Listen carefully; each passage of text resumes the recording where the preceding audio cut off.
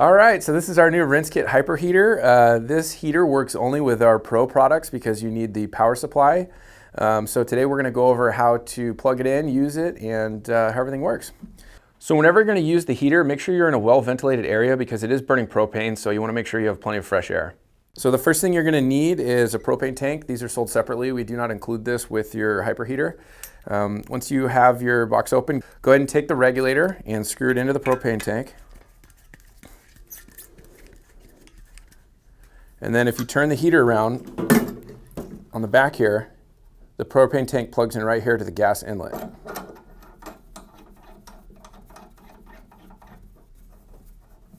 Once you have the propane installed on the back, then you can take your power supply and plug it into the back of the Hyper Heater and then into your RinseKit Pro. This goes right here in this little red socket. And then this is a standard cigarette plug, so you could plug this into your car if you wanted to, but we're gonna plug it into the RinseKit Pro right now. Then go ahead and disconnect your nozzle from your RinseKit Pro and plug it into the top one right here where it says connect to RinseKit. And then make sure that your valve is in the on position. Then you can take the hose that came with the Hyper Heater, go ahead and plug it into the back where it says connect to shower. Make sure the valve is in the on position. So then go ahead and connect the nozzle that came with the Hyper Heater to the end of the hose. And you notice we gave you a different nozzle for the Hyper Heater because this one has a lot better flow, which allows the water to heat better inside the Hyper Heater. So once you have that, go ahead and turn on your RinseKit Pro. You'll hear it charge up. And then if you flip the heater around here, I'll show you on the front.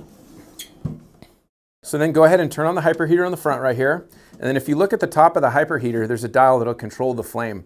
So you can turn it up or down depending on how cold the water is inside your RinseKit and how hot you want the water to come out of the shower head. So obviously if you turn it up, the water's gonna get hotter.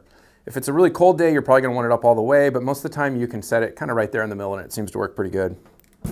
So once you go ahead and turn it on, then all you have to do is press this button right here on your shower head, and the heater will automatically ignite and start heating the water.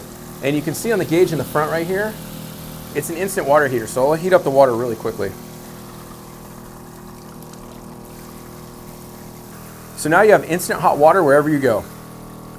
So in the case that your water is really cold inside your RinseKit, if you want to, you can actually cycle the water from the heater back into the RinseKit to kind of preheat the water in there first.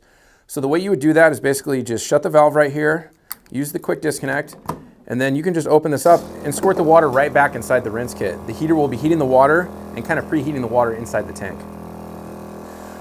So by doing this, basically we're taking the water from the RinseKit, we're running it through the heater, heating it, and then putting it back into the RinseKit, which is essentially preheating the water inside the tank. This comes in really handy if you're somewhere where the water inside your RinseKit is really cold, like you left it out all night long and it got down below 50 degrees or something like that, and you wanted to preheat it first so the water can be hotter coming out of here. All right, so that's how you set up and operate your Hyper Heater. Please feel free to reach out to us if you guys have any questions on how this works. Thanks a lot.